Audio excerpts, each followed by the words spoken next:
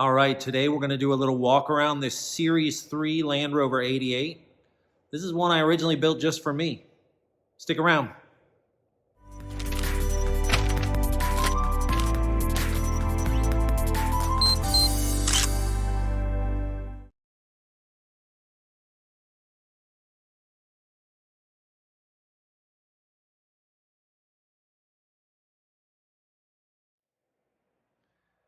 All right, thanks again for joining me.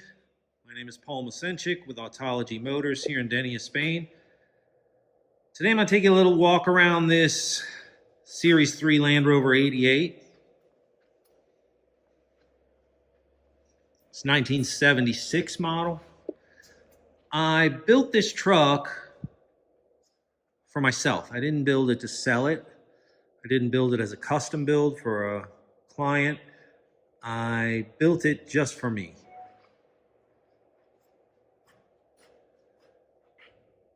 But I ended up posting one photo of it on Instagram and it sold within half a day. And it went to a guy who's super excited about it, and I know he's going to love it. By the time you watch this video, it will be already floating across the sea on its way to Texas. But, you know, Land Rover people, we all break up into our little camps. There's people who love Series 1s and people who love Series 2As. And I even met a guy who the only thing he buys is Series 2s. But I love Series 3s. Maybe I'm getting a little too old or fat or both. But I do like the refinement of the Series 3 relative to their predecessors. And I find the truck's just really charming and easy to own and easy to drive. And still tough and rugged and cheerful. And this is a original factory power steering truck, which is very rare and super appealing. I mean, power steering isn't a deal breaker by any means, and it is extremely rare, so it's good that it's not a deal breaker. Once you're moving along in a Series 3, the steering is fine. But at parking lot speeds, the power steering really makes a big difference. So I put this truck together the way I wanted to, which was Porsche Oratium Green.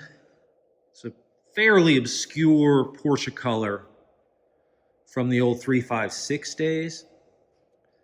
As I am wont to do, and as I have mentioned in a previous video, I removed the sills here. I just like the look. I think it kind of cleans up the appearance of the truck and makes it look a little taller and makes it look a little more retro, like a Series 1. I fitted these black star-style modular wheels with oversized Wrangler MTRs. This was originally a hardtop, converted to a soft top. Originally the galvanized trim had been painted. I stripped all that back.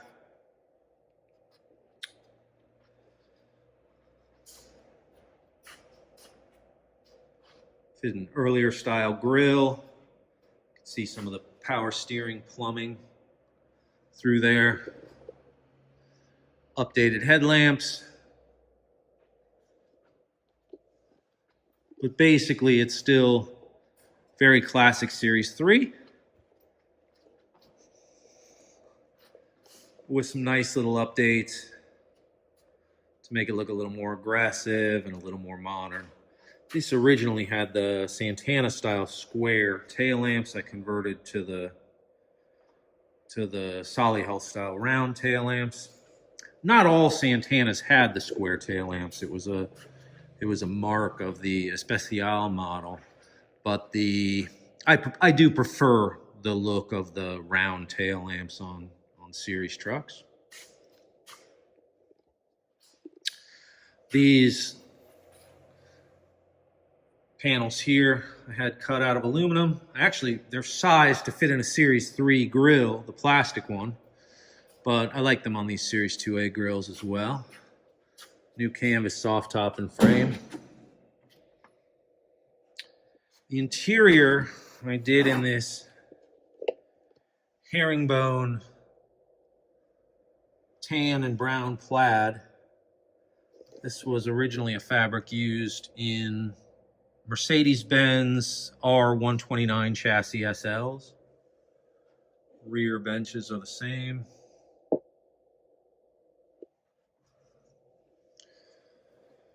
Exmoor wood steering wheel. Gear lever tinted to match. And then the rest is just very simple. New carpeting over the heater assembly and that sort of thing, but just rubber mats, a lot of exposed metal. I really like these trucks. Simple and elemental and no frills. I did recover the dash.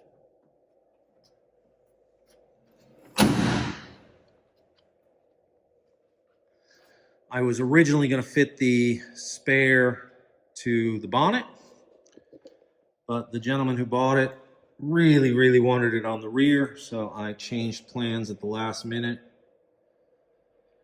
And there's been a lot of work done to this truck, a lot of detail work, but also a lot of mechanical freshening and repair. It's a beautiful driver. Fires right up, no smoke, shifts great, the brakes are strong, and with a power steering, it's just a fantastic driver every day. Chassis has been redone in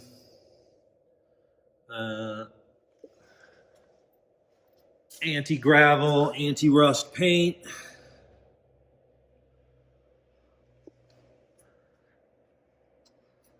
And I fitted those little Pegasus decals. I'm a vintage Porsche junkie, which you might be able to tell from the color choice and Pegasus decals. And that's my little nod to vintage Porsches.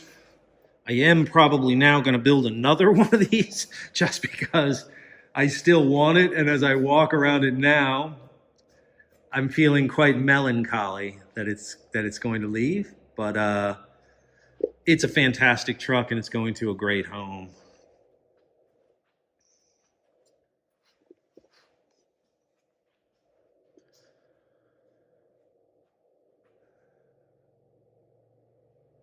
I build a lot of Series 3s.